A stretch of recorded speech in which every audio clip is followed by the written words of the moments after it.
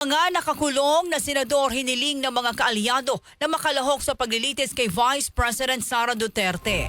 Detalye ng balitang yan mula kay Rajuman Conte-Batak. RMN Live Report.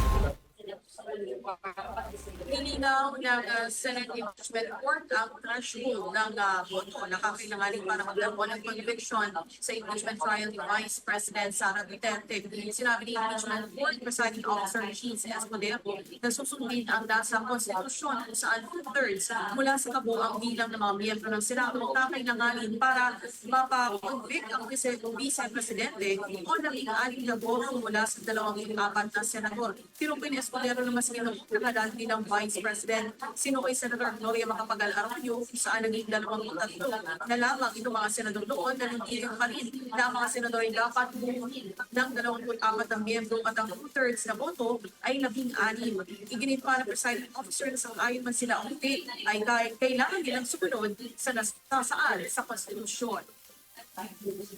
The Constitution provides that no person shall be convicted without the concurrence of 2/3 of all the members of the Senate.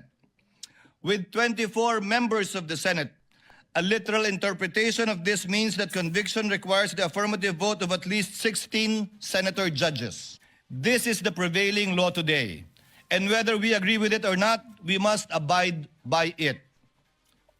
Samantala, ikinalugod naman ni Senator Judge Alan Peter Cayetano ang paglilinaw na ito pagdating sa bilang ng botohan ng bawat articles of impeachment. Subalit magkala ito sa impeachment court ng payagan sina Senator Chico Estrada at Senator Dato Bagulata na makalahok sa diskusyon ng impeachment. Naniniwala si Cayetano na kung papayagan ng mga nabanggit na senador ay makakadagdag ito sa integridad ng impeachment proceedings.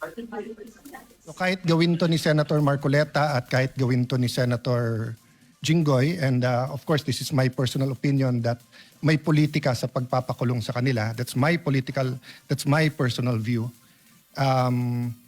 Allowing them to attend here might add to the integrity of the proceeding and actually make things easier when the time comes to render a verdict. So may I submit that to the court and to our colleagues for discussion at the proper time, Mr. President. The Chair notes the comments and requests of Senator Judge Cayetano and will consult the Senator Judges regarding this matter.